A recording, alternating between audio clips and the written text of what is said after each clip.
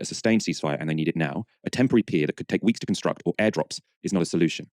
Now, as for airdrops, on Monday's show, we discussed the problem with airdrops of aid by the Americans, and the amount delivered was only small. So on Monday, only a total of 38,000 meals for a population were dropped for a region where over 2 million people are, over 2 million people are on the brink of starvation. So it's a drop in the ocean. There was also no plan for distribution, much like with this pier plan. And there's been a grim new development. So Al Jazeera is reporting that 5 Palestinians have now been killed by airdropped aid. The Gaza Health Ministry has said this occurred when the parachutes attached to aid parcels failed. And this footage has been released. And you can just see how chaotic and almost sort of apocalyptic these scenes look, where you've got these very heavy aid packages falling rather quickly from the sky. So you can see how that's incredibly dangerous for anyone there who's desperately, trying to get their hands on these food parcels because they and their family are starving. It's really, really dystopian. All this means the airdrops of aid and the floating port seem more like dangerous gimmicks than any genuine attempt to help Palestinians. But Britain has been keen to show it's on board with the port idea. And this was Foreign Secretary David Cameron speaking today. We've been involved in this maritime corridor from the start because what it's going to do is take aid from Cyprus in the Mediterranean and directly into Gaza. What we've been doing is helping with the pre-screening of aid. So you check it in Cyprus so it doesn't have to be rechecked when it arrives. That's important. We also had the Royal Auxiliary ship Lime Bay delivering. In Gaza continue to face near famine-level conditions as Israel is refusing to allow sufficient aid into the Strip. And in response, the United States has a new plan. Joe Biden unveiled it at his State of the Union address. I'm directing the U.S. military to lead an emergency mission to establish a temporary pier in the Mediterranean on the coast of Gaza that can receive large shipments carrying food, water, medicine, and temporary shelters. No U.S. boots will be on the ground. A temporary pier will enable a massive increase in the amount of humanitarian assistance getting into Gaza every day. And Israel must do its part. Israel must allow more aid into Gaza to ensure humanitarian workers aren't caught in the crossfire. And they're announcing they're going to have a crossing in northern Gaza.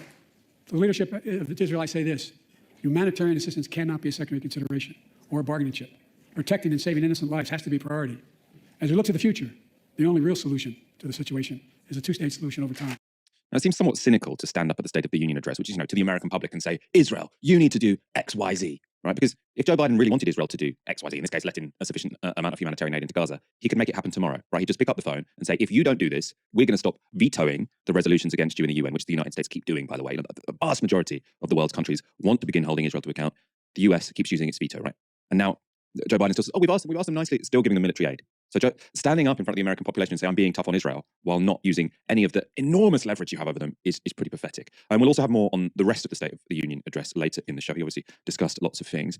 Focusing, though, on the plan to build a temporary pier on the Gazan coast. Now, officials have said it could take 30 to 60 days to build, right? So it's not going to provide any immediate respite for Palestinians. Now, it's also been briefed that the Americans would still allow for aid, this time shipped via Cyprus, to be inspected by Israel before delivery. So that would still give Israel a possible role in holding up aid. Now, let's go to a Guardian report for some more details on this and also some of the problems with this. So the Guardian writes, the plan involves US military engineers building a floating pier off the Gaza shore on which shipborne food aid can be unloaded from ships from Larnaca and a causeway for it to be driven on shore. The question is then, what? Most of Gaza's population, most of whom have been displaced several times over, are not concentrated at the beach, right? So you get the food to the beach, they're mostly not on the beach.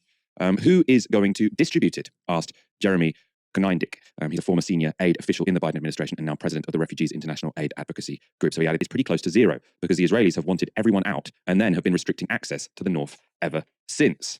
So the Guardian writes, the proposed maritime aid corridor, Konyndyk said, doesn't obviate the problem of obstruction by Israel, but rather than being a problem at the entry point, now it's going to be a problem at the distribution stage. You need drivers that don't exist, trucks that don't exist, feeding into a distribution system that doesn't exist, he added.